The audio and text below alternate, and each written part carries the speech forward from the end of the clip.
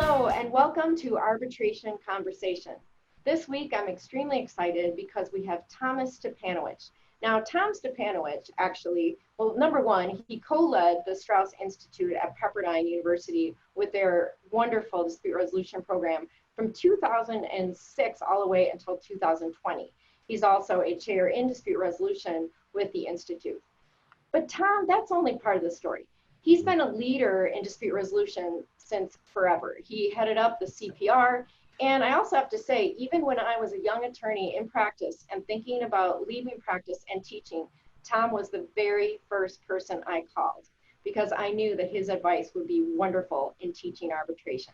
So I'm extremely lucky and happy to have Tom with us here today for Arbitration Conversation. So today, what we wanted to talk about is mixed mode. And what does mixed mode or mixed methods mean with respect to arbitration? And maybe it's something that you ought to think about as an arbitrator to consider in your practice. So Tom, thank you for coming. Well, thank you, Amy. It's a pleasure to see you. And it's always wonderful whenever we're talking about a whole variety of subjects. And I'm happy to speak about arbitration. But as is so often the case, we'll drag in some other topics as well. And I think we have to be real careful. I have to be careful when I talk about mixed modes, because at its most basic, all it means is that you have, within the course of resolving a dispute, you move back and forth among lanes, which happens all the time. Mark Galanter talked about the concept of litigation. And the fact that in the course of litigating, there are numerous opportunities to negotiate. And usually along the way, that one of those opportunities will result in a negotiated settlement. And so that's the most fundamental concept. Now, the same thing has become more and more true of cases involving arbitration. And I think we really should be talking about arbitration. The fact is that in the course of resolving a conflict, you may file an arbitration demand. You may go through the pre-hearing process and even all the way through arbitration to an award. But there's always the possibility that there may be a negotiated resolution or a mediated negotiation that produces an acceptable result. And so that's really what we're talking about. There has been a lot of focus on discrete processes, arbitration and forms of arbitration. And I insist, by the way, that there are many forms of arbitration, not one thing, just like with mediation. Mediation can mean a lot of different things depending on culture, legal tradition, circumstances, default practices. We can talk about different kinds of interplay between negotiation-oriented processes and adjudication. And we looking at the interplay between, say, mediation and arbitration. So there are a whole variety of ways of doing that. You can talk about stepped processes, and I recently wrote a chapter on another piece on looking at multi-step processes or escalation clauses. You can also look at process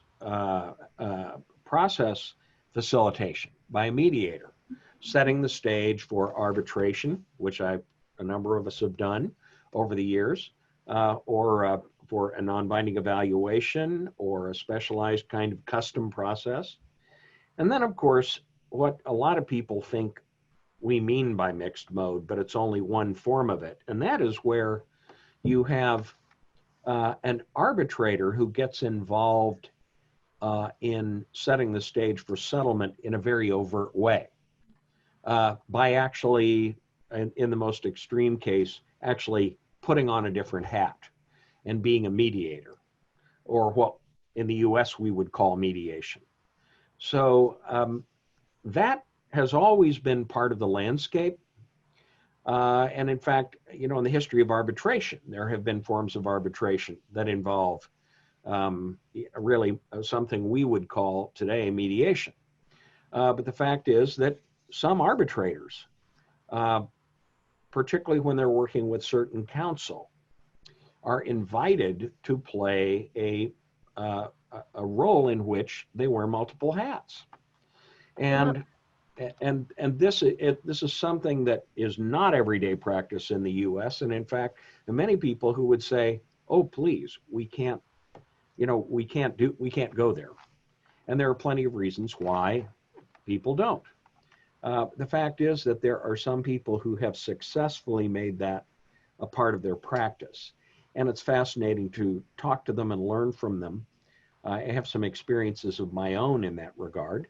And fortunately, it never blew up in my face or in the party's face. But I think um, there's much we have to learn about these forms of interplay.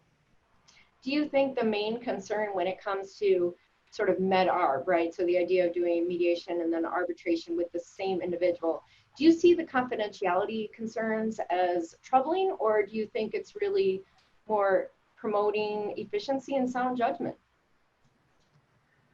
Well, I think we all, over and over and over again, there have been articles, many of them written by scholars, talking about all the problems with these processes. They say, well, if we know that mediation is inherently a very different feeling process from arbitration, and you place a premium on confidential caucus and the ability to go off with somebody in secret and whisper to them and then go to the other side and do the same thing. And that is part and parcel of many mediations, not all, but many. And then the issue is, well, can you mix that with a process that is overtly about everyone being in the same room and doing everything in the light of day, at least among the parties, being able to confront witnesses, confront information, confront arguments, and test them for the ultimate decision maker. So then you've got that issue, and usually it comes down to that, where you have a mediation followed by someone putting on the head of an arbitrator. Now, there are a lot of ways to look at that. And again, many mediators say, I will not do that. Many other dispute resolution professionals who are primarily arbitrators would feel uncomfortable with it.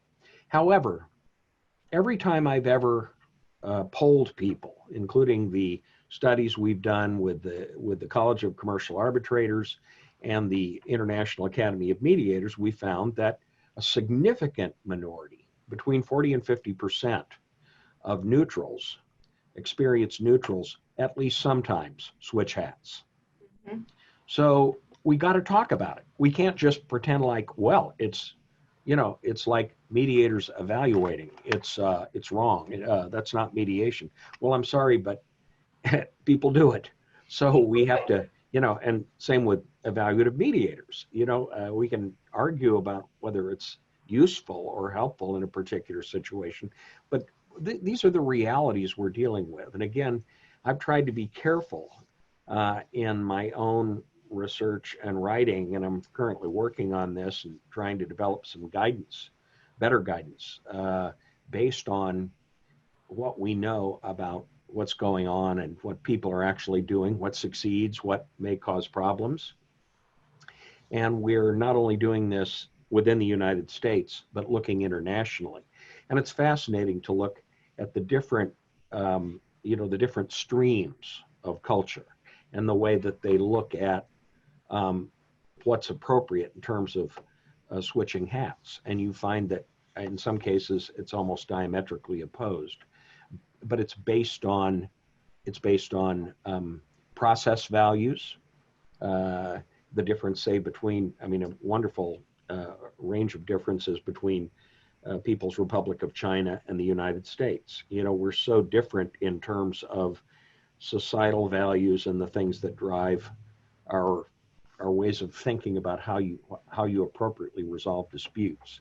And so that's been a fun conversation with our Chinese colleagues. That's really interesting. I also wonder how much factual context, I'm thinking about, as you're talking, I was thinking about construction arbitration. And when I was in practice, we often actually did move from mediation to arbitration, Mm-hmm. sometimes using the same individual, now that I think about Mm-hmm. it. Mm-hmm. It is interesting. And again, I'll emphasize that although I've had limited experience with that myself, usually I think there's certain neutrals who have kind of branded themselves to do this kind of thing.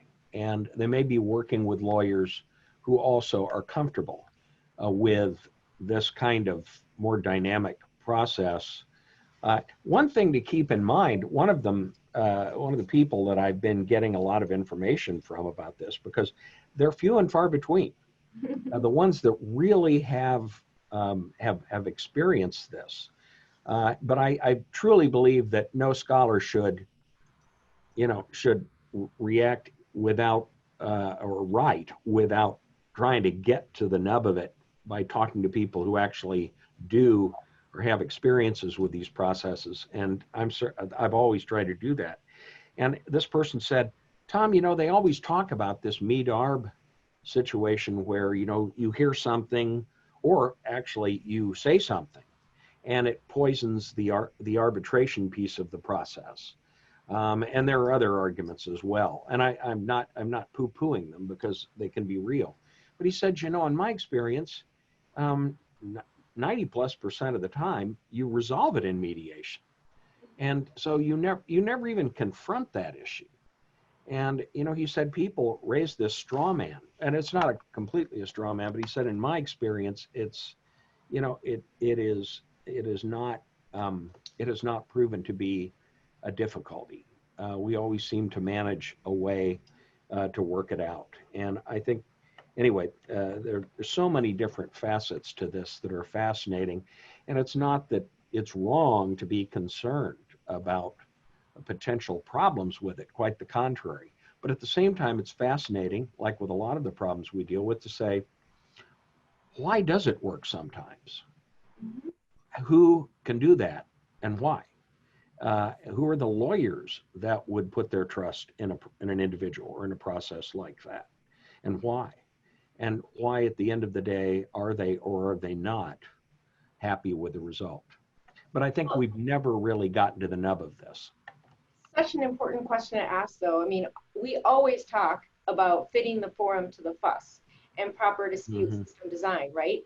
And so if we're really going to be serious about it, we need to consider things like this that are happening, why, when, and Mm-hmm. how. Mm-hmm. That's right. Like, Yeah. So, and I will tell you that as I get older and come back to things that I haven't thought about for 15 or 20 years, I see new things as I learn about other experiences. And over and over again, I've realized that my first take on something I was only skimming the surface. mm, And so we always have to be willing to go back and say, there's more to this. And that's really what I've been doing in this case. And it's wonderful because there are a lot of people who can contribute to this, sometimes from very unlikely directions. And so it's fascinating and kind of reaching across disciplinary boundaries. so when can we all get our hands on this article coming out?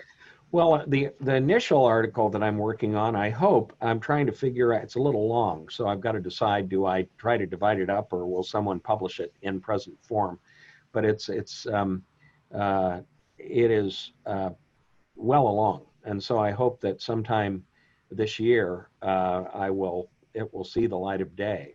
And we're also working on guidelines. There are two different groups, at least two, that are working on guidelines. I'm working with a couple of different ones. One is on the international level. The other one is U.S. And I think the idea, again, is really to suggest opportunities, raise cautionary notes, point out success formulae, and then leave it to people to develop new experiences and stories about new experiences. And I think, again, let's face it, mixed modes have always been with us. when you think about it in a broad sense. Multi-lane dispute resolution practice happens every day. We all do it. But we need to be thinking more about the interplay between the interchange between lanes and what does that mean? And does the neutral go with you, or or do you use a different dispute resolution professional? This is great. Well, listen, I think these are important things for all of us to consider and for practitioners out there, which is exactly perfect for the arbitration conversation. So I'm super Yeah. happy and thank you for being here. Oh, Amy, thank you. And as always, anytime I get to spend time with you, I'm the better for it. Except I did most of the talking this time, but next time I hope I can interview you. But thank you again. I appreciate No, it. no, thank you. Okay. All right. Take care.